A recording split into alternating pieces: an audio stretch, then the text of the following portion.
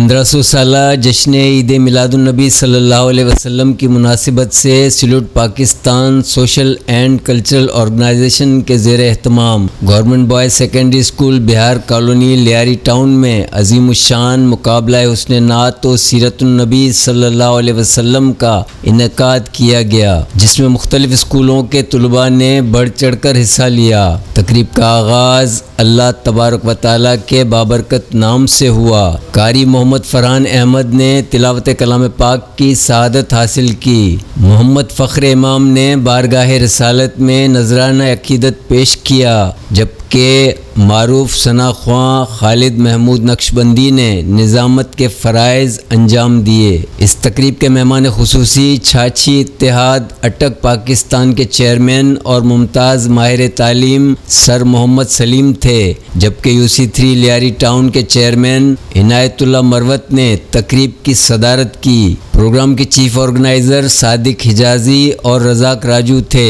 نعت گوئی اور تقریر مقابلے میں شریک طلباء نے ایک دوسرے سے سبقت حاصل کرنے کے لیے بہترین کارکردگی کا مظاہرہ کیا۔ اس موقع پر مقابلے میں پہلی، دوسری اور تیسری پوزیشن حاصل کرنے والے طلباء کو ایوارڈز، قیمتی انعامات اور میڈلز سے نوازا گیا۔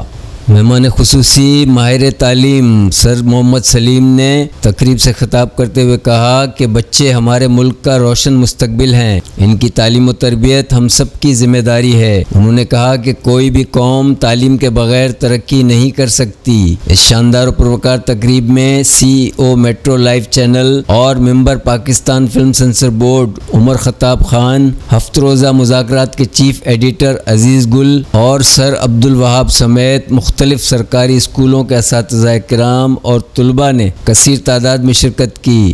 اس موقع پر سیلوٹ پاکستان کی جانب سے مہمان خصوصی اور صدر محفل کو یادگاری شیلڈز اور اجرک کے تحائف پیش کیے گئے۔ انڈس آئیکون کے عبدالستار مندرا اور کچھی مسلم لواروڈا جماعت کے سابق نائب صدر محمد ایوب سمیت دیگر معزز مہمانان گرامی کو بھی وادی مہران کی ثقافت اور سندھ کی سوغات سے نوازا گیا۔